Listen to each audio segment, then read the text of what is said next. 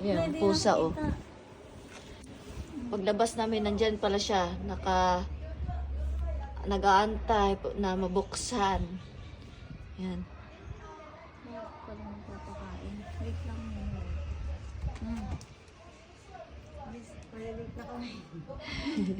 Wala sinisipon. May sipon siya? Oo. Kawawa naman. Paglabas namin, nasa pintuan pala siya. Parang hindi kumain. Ay, wala ko natatang. Pero ang payat mo ngayon. Kaya nga, sexy na ulit siya. Ay, ay. Umiinom ka water. Ngayon lang siya ulit pumunta. Natapon. Ay,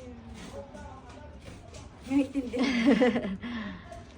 Ay, inom na water, inom na water. Ano, no more. Ano gusto mo?